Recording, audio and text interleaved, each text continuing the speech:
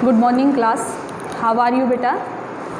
Maybe I hope so all of you are fine and continuously read your chapter and learning work is proper. बेटा मैं Anita Yadav geography lecturer आज आपके सामने जो अपना कॉन्टीन्यूसली चैप्टर रनिंग में है इंटीरियर ऑफ द अर्थ उसके बारे में डिस्कशन करेंगे. Yesterday we have already study about direct and indirect sources of the earth's information, but now we will study only direct sources.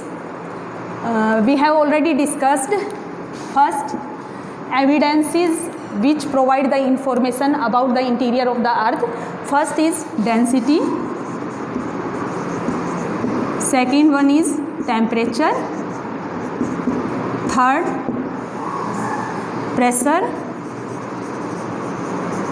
and fourth one is earthquake.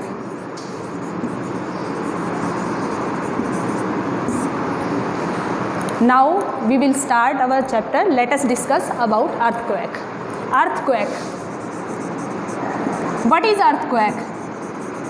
Sudden movement on the earth surface is known as earthquake. Means जो पृथ्वी में अचानक से जो कंपन होता है वो earthquake है.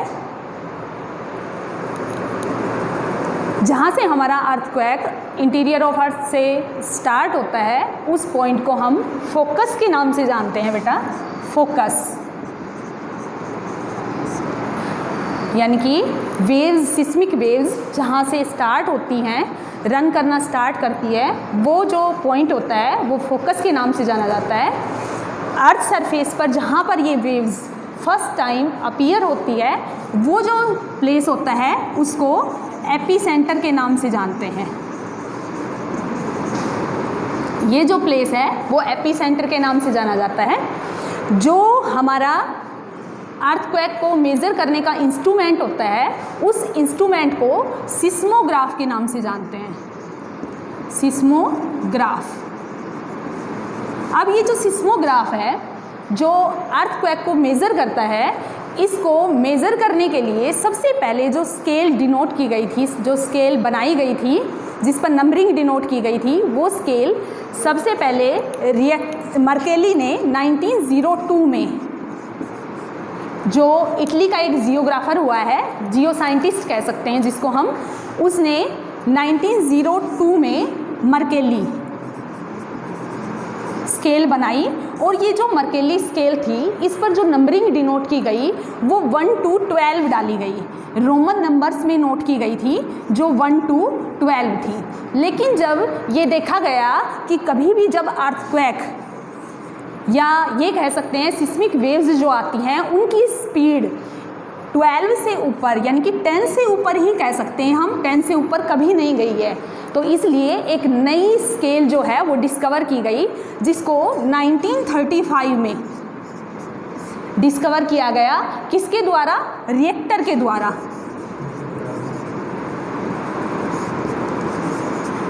रिएक्टर ने ये स्केल बनाई और रिएक्टर ने इस स्केल को बनाया इसलिए इसको रिक्टर स्केल बोलते हैं. और इस पर जो नंबरिंग की गई वो नंबरिंग 1 to 10 थी, यानी कि जितने भी अब तक अर्थक्वेक आए हैं उनकी स्पीड 10 से ऊपर नहीं हुई है. जैसा कि बच्चों आप लोगों को ध्यान होगा अपने यहाँ सुनामी आई थी. कब आई थी बेटा? कुछ याद है आप लोगों को? जो ये सुनामी आई थी,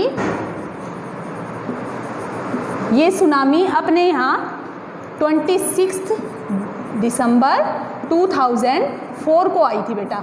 और जब ये सुनामी आई थी उस टाइम पर इंडोनेशिया के पास से जितने भी 11 कंट्रीज़ है वो अफेक्टेड हुए थे, लेकिन इसकी जो स्पीड थी वो 8.9 मेज़र की गई जो इंडिया में हाईएस्ट थी. इससे ज़्यादा स्पीड से अब तक कोई भी अर्थक्वेक इंडिया में नहीं आया है. जो एक अर्थक्वेक आपने सुना होगा जो 26 जनवरी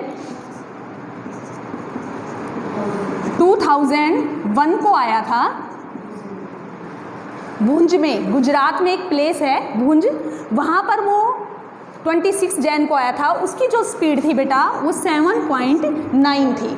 इसी तरह से अगर हम वर्ल्ड की बात करें तो वर्ल्ड में भी जो हाईएस्ट स्पीड का अब तक जो अर्थक्वेक आया है वो आपने जापान, जो एक आइलैंड कंट्री है जापान, उसमें एक होन्शु आइलैंड है बेटा, जापान में होन्शु आइलैंड,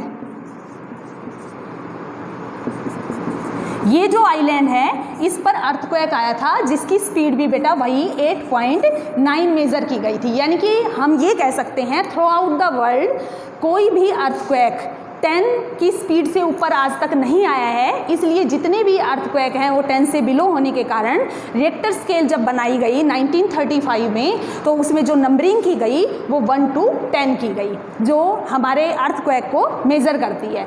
अब कल हमने जैसा कि डिस्कस किया था कि P, S और L वेव्स होती हैं, 3 वेव्स हैं जो अर्थक्वेक जब आता है तो ये तीनों वेव्स जो हैं मूव करती हैं। तो अगर P, जैसे हमने अभी पीछे पढ़ा था, जो P वेव्स हैं हमारी प्राइमरी वेव्स, ये जो प्राइमरी वेव्स हैं P वेव्स, इनकी स्पीड सबसे ज़्यादा होती है 8 किलोमीटर पर सेकेंड होती है बेटा प्राइमरी वेव्स की स्पीड। इनमें जो हमारे पार्टिकल्स होते हैं उनकी जो प्रोपगेशन होती है वो हमेशा लॉन्गिट्यूडनल होती है। यानी कि हम ये कह सकते हैं इसमें जो मूवमेंट होगा पार्टिकल्स का वो कुछ इस तरह से होगा,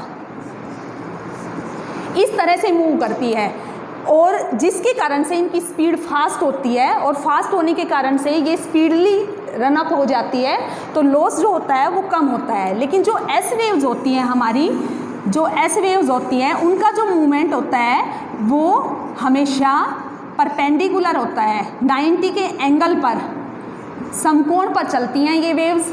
इसलिए इनकी स्पीड जो होती है वो होती है 4 किलोमीटर पर सेकेंड। इसका मतलब क्या है कि ये जो है ये अर्थ को ज़्यादा हिलाएंगी तो इसलिए बहुत ज़्यादा मटेरियल को डिस्ट्रॉय कर देती हैं ये। लेकिन ये जो वेव्स होती हैं इनकी क्वालिटी क्या होती है कि ये तीनों मीडियम में से पास आउट हो रही थी, सॉलिड लिक्विड गैसियस तीनों फॉर्म में से क्रॉस होती है। लेकिन जो ये एस वेव्स होती है ये लिक्विड पार्ट आते ही डिसअपीयर हो जाती है, जैसा कि हमने कल पढ़ा था। एल वेव्स की अगर बात करें, सरफेस वेव्स जो ये एस वेव्स थी ट्रांसवर्स वेव्स होती हैं, ट्रांसवर्स वेव्स होती हैं, ये लाइट वेव्स की तरह मूवमेंट करती हैं। अगर हम बात करें एल वेव्स की तो वो एल वेव्स हमेशा जो है क्षैतिज दिशा में, यानी कि ये कह सकते हैं हम कि हॉरिजेंटली मूव करेंगी और ये सरफेस पर मूव करती हैं। इनकी जो स्पीड होती है 3 किलोमीटर पर सेकेंड होती है, या बिलो 3 किलोमीटर पर सेकेंड भी हो सकती है, तो ये ज़्यादा हार्मफुल होती हैं। एल वेव सबसे हार्मफुल होती है। लेकिन इनकी क्वालिटी क्या होती है, तीनों मीडियम में से पास आउट हो सकती है, लेकिन सरफेस पर मूव करने के कारण से जो ज़्यादातर लॉस होगा वो सरफेस के ऊपर होता है। और एल वेव्स जब भी कभी आती हैं तो बहुत ज़्यादा नुकसान हो सकता है। तो ये तीनों वेव्स की प्रॉपर्टी जानने के बाद हम बिहेवियर के बारे में जानते हैं कि हमारा सिस्मिक वेव्स का जो बिहेवियर है वो कैसा है, तभी हम इसके इंटीरियर के अफेक्ट के बारे में जान पाएंगे। तो अब हम बिहेवियर ऑफ सिस्मिक वेव्स पढ़ेंगे।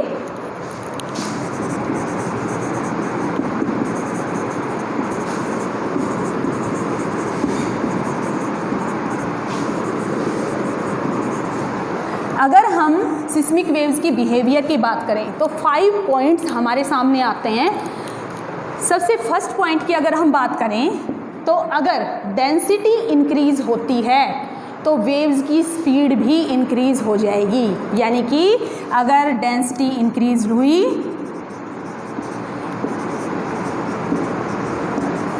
स्पीड क्या हो जाएगी, हाई।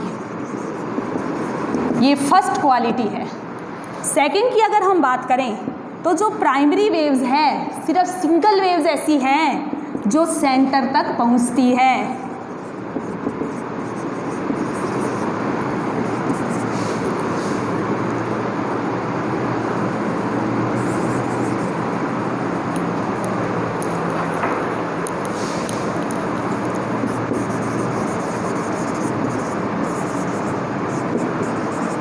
अगर हम बात करें थर्ड क्वालिटी की तो जो एस वेव्स हैं बेटा, ये जो एस वेव्स हैं ये डिसअपीयर हो जाती हैं। कहाँ पर,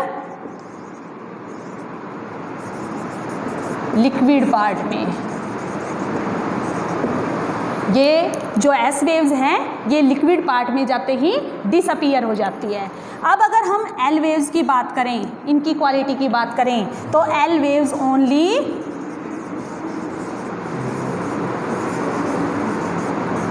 सरफेस पर ही ट्रेवल करेंगी, मूव्स ओनली ऑन सरफेस। और अगर हम इनके फिफ्थ क्वालिटी की बात करें तो फिफ्थ क्वालिटी में ये है कि जितनी भी ये वेव्स हैं जब ये डिफरेंट मीडियम में से क्रॉस होंगी तो ये रिफ्लेक्ट और रिफ्रैक्ट होती हैं। इनकी क्वालिटी ये है,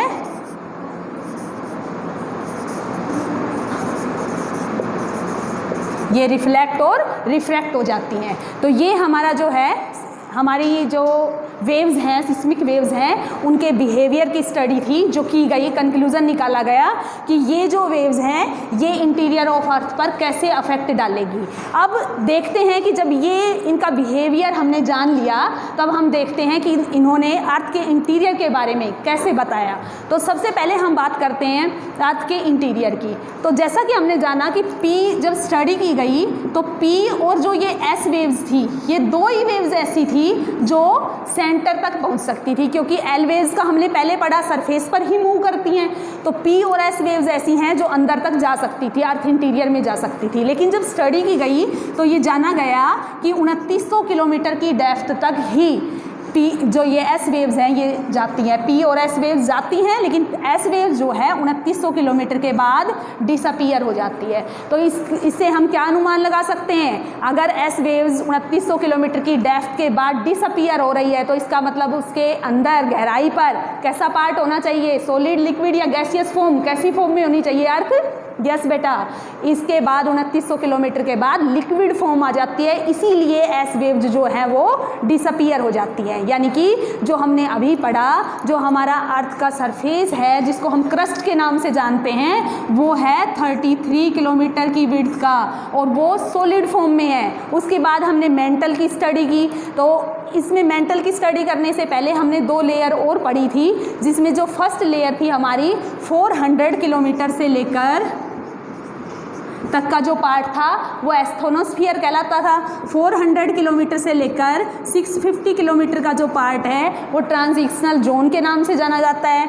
650 किलोमीटर से लेकर 2900 किलोमीटर तक का जो हमारा मेंटल का एरिया है, यानी कि वो भी सॉलिड फॉर्म में है। तो यहाँ तक हमारी जो अर्थ है वो सॉलिड फॉर्म में है। लेकिन इसके बाद अगर हम बात करें तो धीरे धीरे 2900 किलोमीटर की गहराई पर जाते ही मैंने जैसे अभी आपको बताया कि पी वेव्स की स्पीड स्लो हो जाती है और जो एस वेव्स हैं वो डिसअपीयर हो जाती है। इसका मीनिंग ये हुआ, मतलब इससे हम ये कंक्लूजन लगा सकते हैं, that means interior of the earth after 2900 kilometre depth convert into liquid.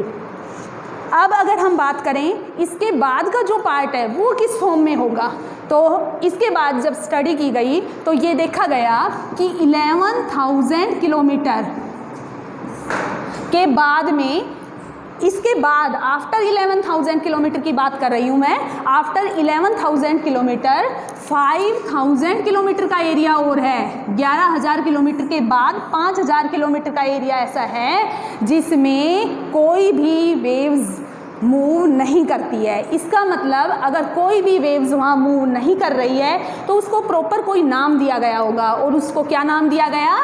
Shadow zone. ये एरिया जो है शैडो जोन के नाम से कहलाया।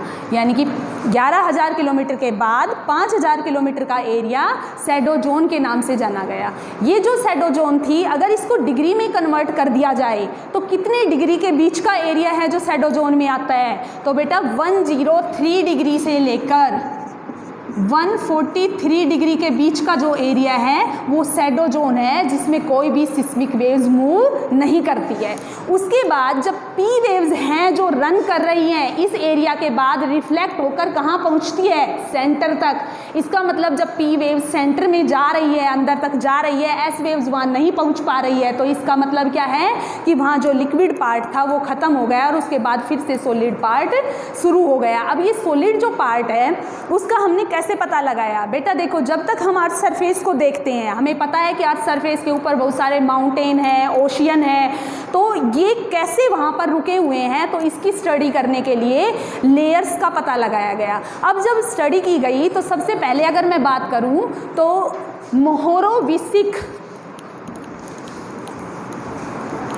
मोहोविसिक के नाम से एक जियो साइंटिस्ट हुए हैं, जिन्होंने 1926 में एक लेयर बताई,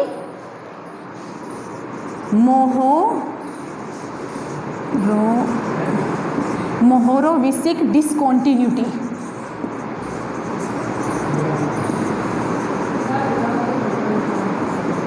मोहोरोविसिक डिसकॉन्टिन्यूटी के नाम से जाना जाता है। अब ये मोहोरोविसिक डिसकॉन्टिन्यूटी जो है वो है कहाँ पर?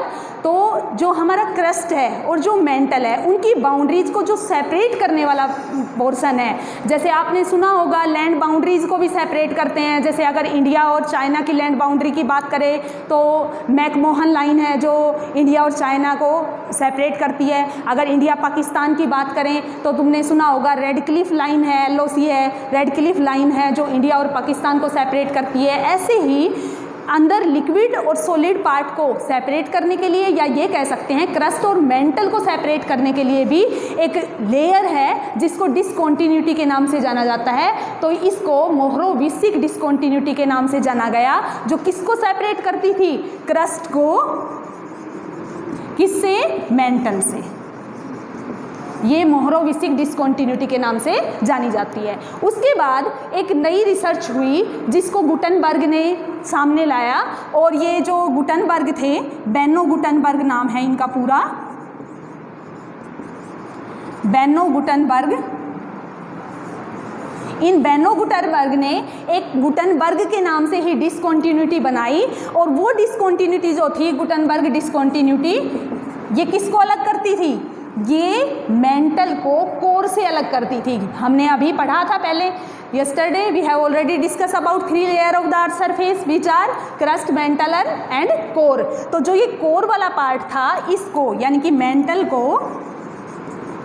को कोर से सेपरेट करने वाली जो डिसकॉन्टिन्यूटी है वो गुटनबर्ग डिसकॉन्टिन्यूटी के नाम से जानी गई। अब ये जो डिसकॉन्टिन्यूटी है ये भी हमें इंटीरियर ऑफ अर्थ की इन्फॉर्मेशन प्रोवाइड करती है कि अर्थ का इंटीरियर किस फॉर्म में होगा। जैसे हमने अभी जाना कि 11,000 किलोमीटर के बाद, यानी कि 5,000 किलोमीटर अगर उसमें प्लस कर दिए जाए तो 16,000 किलोमीटर का एरिया ऐसा है जहाँ पर लिक्विड फॉर्म है, लेकिन ये जो हमारे ओशियन है, माउंटेन है, अगर ये स्टेबल है अर्थ सरफेस पर, तो इसका मतलब अंदर का जो सेंटर है वो सॉलिड फॉर्म में ही होना चाहिए। उसके लिए जूनियर क्लासेज में हम जब लेयर्स पढ़ते हैं अर्थ की, तो हमने 3 लेयर्स के बारे में पढ़ा है। जो हमारी फर्स्ट लेयर है सियाल के नाम से जानी जाती है, जो हमारी सेकंड लेयर है उसको साइमा या सीमा के नाम से जानते हैं, और जो हमारी थर्ड लेयर है उसको निफे के नाम से जाना जाता है, निफे के नाम से जानते हैं। अब ये तीनों लेयर्स जो हैं वो डिफरेंट मटेरियल से मिलकर बनी है, जो इनके नाम से ही पता लग रहा है। सियाल मतलब सिलिका प्लस एल्यूमिनियम से मिलकर बनी हुई है। साइमा मतलब सिलिका प्लस मैग्नीशियम से मिलकर बनी हुई है। और अगर हम निफे की बात करें तो मतलब निकल प्लस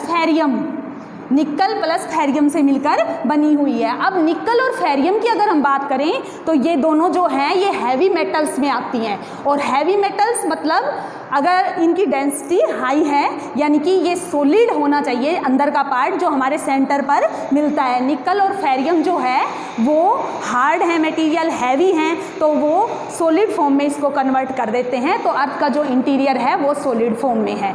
अब ये सब हमने जान लिया कि अगर हमें अर्थ के इंटीरियर को जानना है तो सिस्मिक वेव्स जो हैं हमारी वो मेजर इन्फॉर्मेशन हमें प्रोवाइड करवाती हैं। अब जो हमारा लास्ट कंटेंट बच गया वो है मीटियोर्स, उल्कापिंड। आप लोगों ने मीटियोर्स के बारे में सुना होगा कि जितने भी हमारे प्लैनेट्स हैं ये सभी एक क्लाउड था, गैसियस क्लाउड, उससे हमारी फॉर्मेशन हुई है। ये सब हम आगे नेक्स्ट चैप्टर में बिग बैंग थ्योरी में पढ़ेंगे कि अर्थ की फॉर्मेशन कैसे हुई है, अर्थ कैसे बनी है।